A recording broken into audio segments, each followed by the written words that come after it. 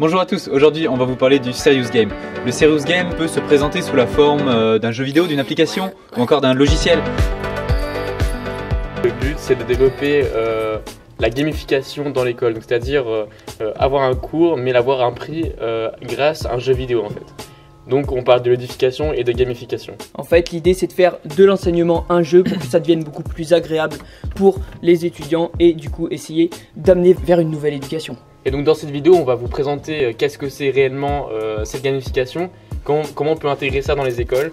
Et on va débattre, est-ce qu'on peut faire une école 100% gamifiée. À la semaine prochaine. C'est fini. La gamification, comme on l'a évoqué, c'est apprendre par le jeu et il existe du coup plusieurs possibilités. Il n'y a pas seulement un apprentissage numérique, il y a aussi des apprentissages par des jeux de société par exemple. Mais le but reste le même, c'est-à-dire de développer sa culture et ses capacités. Et du coup, comme on l'avait évoqué, l'objectif c'est tout simplement de motiver l'élève et d'éveiller son intérêt pour l'apprentissage dans, on va dire, un environnement beaucoup plus agréable. Moi je pense que les jeux vidéo, enfin c'est pas je pense, c'est même un phénomène qui est facile à constater, c'est que les jeux vidéo attirent et motivent et ça stimule l'élève. Donc intégrer le jeu vidéo, c'est la meilleure communication qu'on pourrait faire au lycée. Les jeux vidéo stimulent en principe donc une sensation de bien-être avec l'endorphine ou encore la dopamine. Ouais. Et comment dire, je pense que ça favorise l'apprentissage en fait en soi. Mais moi je pense à des élèves qui sont ultra tech, qui sont ultra digital.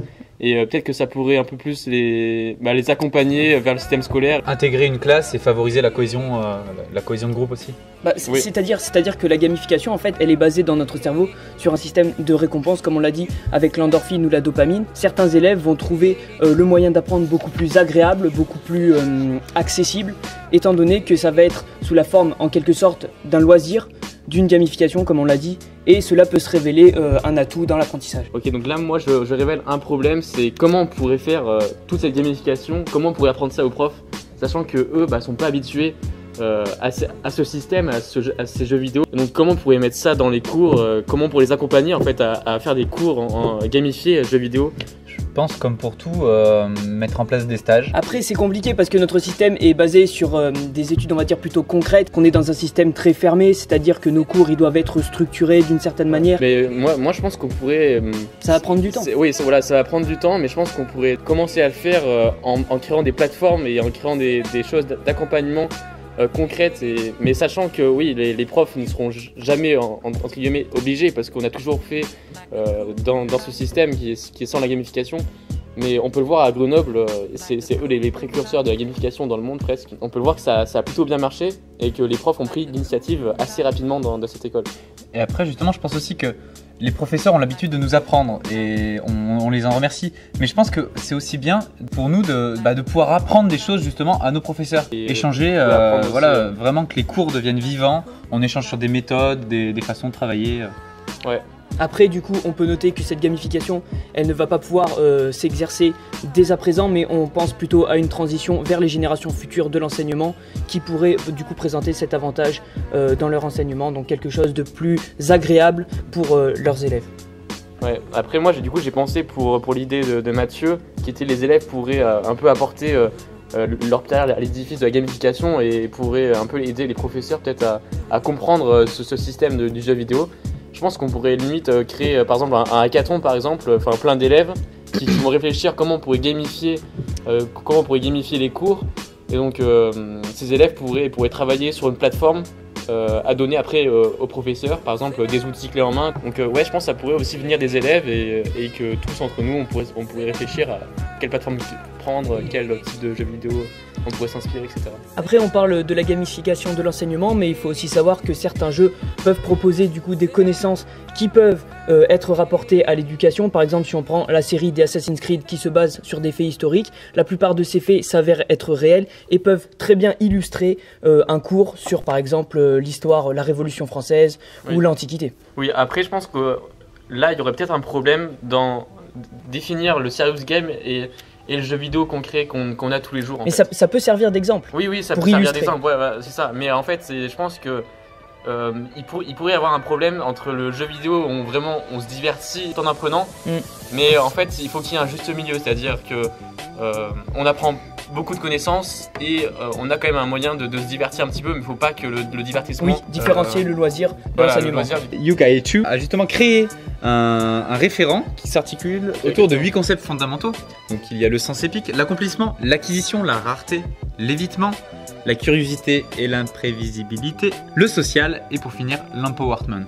Et du coup la difficulté c'est de l'appliquer à l'enseignement. Voilà, en fait je pense que c'est là toute la difficulté, c'est comment on peut avoir un jeu vidéo sérieux tout en créant une aventure, un parcours, une expérience à travers l'élève. Mais du coup, on avait dit que par exemple, pour la caractéristique de l'accomplissement, certaines formations gamifiées pourraient s'expliquer du coup par l'accomplissement de niveaux. Donc les élèves auraient cette impression de progresser et par conséquent, ils iraient dans une progression pour accéder au niveau supérieur, ils seraient obligés d'accomplir et de valider leur niveau et ainsi de suite. Ça c'est l'école 42 en fait. Donc l'école 42, ils font tout un système gamifié, c'est-à-dire que tout leur programme scolaire que tu peux faire en 3 ans ou en un an est basé sur un jeu vidéo, donc en plusieurs étapes, en plusieurs parcours. Donc c'est une branche, en fait, c'est comme un arbre, on a plusieurs parcours qu'on peut prendre et quand on a réussi un niveau, on peut passer à l'autre niveau.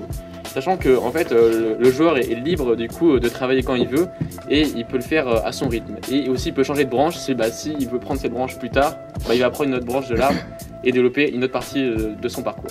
Donc ça peut être aussi une idée, sachant qu'elle peut être, je pense, plus compliquée à mettre en place parce que du coup tout serait centré sur un jeu vidéo.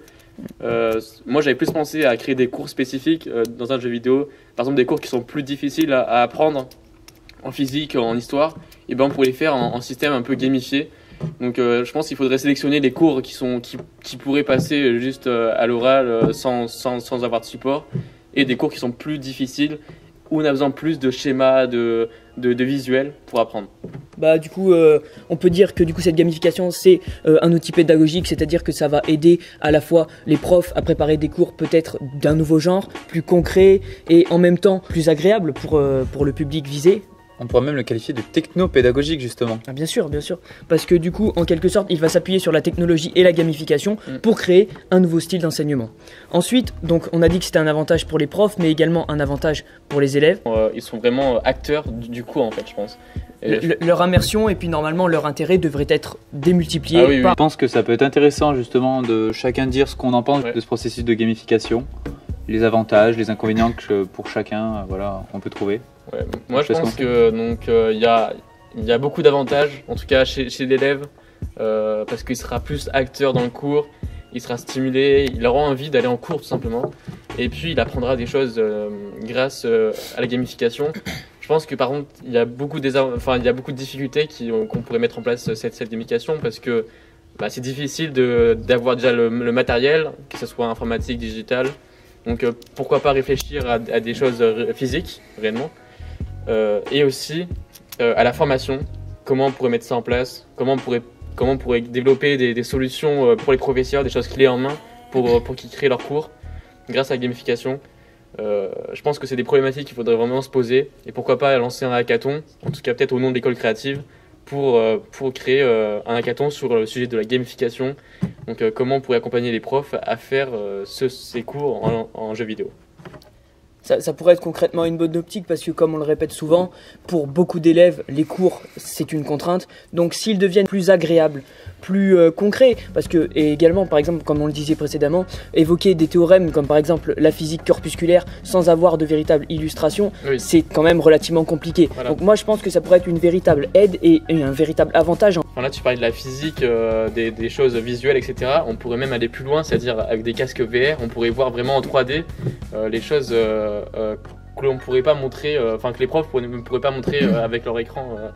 Donc pourquoi pas aller encore plus loin au step 2, c'est-à-dire d'aller dans les nouvelles technologies, de la VR, la réalité augmentée avec les casques pour ça c'est l'avenir de la gamification. Moi pour ma part, après du coup je te rejoins Thomas, donc sur le fait que ça stimule les élèves, mais aussi que ça leur permette donc d'apprendre d'une nouvelle manière.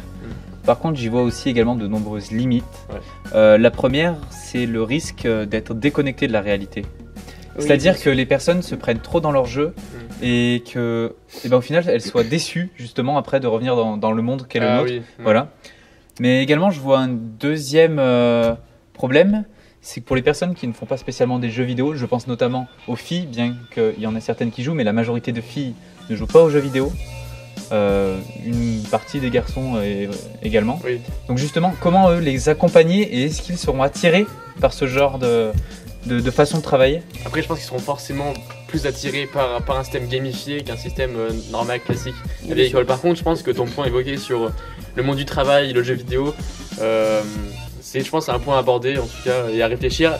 Après voilà, faut pas oublier que la finalité de l'école, même si elle peut avoir un but agréable, c'est quand même d'aller vers des diplômes et ensuite d'aller vers un travail. Si on gamifie trop cette école, alors le problème, c'est comme dit Mathieu, c'est qu'on risque d'être déçu lorsqu'on reviendra à la réalité, Oui. et ça peut être également un inconvénient pour les étudiants. Oui, mais parfois les cours sont peu concrets au travail, c'est-à-dire qu'ils sont peu rapprochés à un monde du travail. Parfois, par exemple, quand on apprend des maths. Enfin, du coup, voilà, c'est aussi une question qu'on peut poser aussi aux cours classiques. Oui, Est-ce qu'on peut aussi être déçu? Je pense qu'à ce jour, c'est plus un complément qu'une réelle alternative. Oui, aujourd'hui, oui, c'est clair que c'est. Et d'ailleurs, est-ce qu'on pourrait faire une question? Est-ce qu'on on verrait une école 100% gamifiée, avec un parcours scolaire gamifié, etc. Et quel est le rôle du prof maintenant dans ces cours gamifiés? Quel est son rôle? Donc pour moi, à mon avis, le prof aura toujours un rôle dans ce concept. Il sera plus une aide plutôt que réellement un accompagnateur. C'est-à-dire que à partir du moment où l'élève rencontrera une difficulté dans le jeu, voilà, comme on l'avait évoqué tout à l'heure, il pourrait faire appel à un professeur qui justement l'aiderait ou... Oui, et puis même il pourrait, enfin ça du coup c'est un cas où il pourrait être présent pendant le jeu vidéo, mais il pourrait être aussi après débattre sur l'expérience de chacun. Après avoir terminé le jeu vidéo, on pourrait faire un débat, on pourrait expliquer, approfondir les domaines, ou même avant introduire le jeu vidéo, c'est-à-dire énoncer la leçon et ensuite mettre en pratique avec un jeu vidéo. Ça peut aussi se mettre en place. Je pense qu'il y a plein de questions à se poser. Est-ce que vous verrez une école 100% gamifiée demain, dans 20 ans? Dans le cas présent, on a constaté que ça allait être véritablement compliqué parce que le système est formé d'une certaine manière avec un certain parcours qui fait qu'on ne peut pas aller vers une gamification totale de l'enseignement.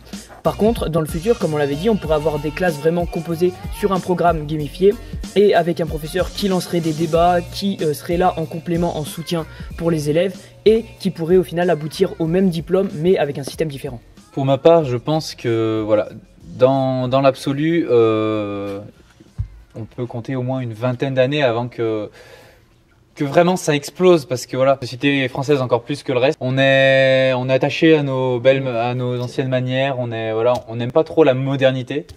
Je pense qu'il faudra réellement du temps pour que ce système perce en France. Ouais, moi je pense qu'on pourrait arriver à une école presque 100% gamifiée, mais si on arrive à cela, il faudrait pas oublier la fonction du professeur.